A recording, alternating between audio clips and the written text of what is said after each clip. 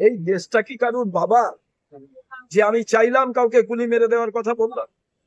আবার যারা শাসক দল সেই বিজেপি মুখপাত্র তিনি বলছেন রাহুল গান্ধীকে গুলি করে দেবেন। এ অরাজকতা কি শুরু হয়ে গেল যে কেউ হাতে আইন নিয়ে নিতে পারে?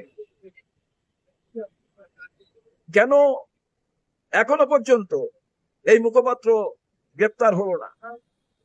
দেশ জানতে চায় কি করতে চাইছে। দেশে কি গৃহযুদ্ধ বাঁধাতে চাইছে বিজেপি এবং এই কেন্দ্রীয় সরকার? দেশে কি কোনো আইন কানুন নেই? যত আক্রোশ রাহুল গান্ধীর ওপরে, যে মানুষটা ভারতবর্ষের সমৃদ্ধির জন্য, ভারতবর্ষের যাতে উন্নতি হয় তার জন্য প্রতিনিয়ত বিভিন্ন সময় সরকারকে সতর্ক করছে এবং ভারতবর্ষের মানচিত্র যাতে এক থাকে। তার ঠাকুমা, তার বাবা দেশের মানচিত্রকে এক রাখার জন্য জীবন বলিদান দিয়েছে, বিজেপির কেউ দেয়নি। সেই বিজেপির নেতারা গুলি করে দেওয়ার কথা বলছি। আমরা চাই ইমিডিয়েট তাকে অ্যারেস্ট করা হোক, দৃষ্টান্তমূলক শাস্তি দেওয়ার ব্যবস্থা করা হোক।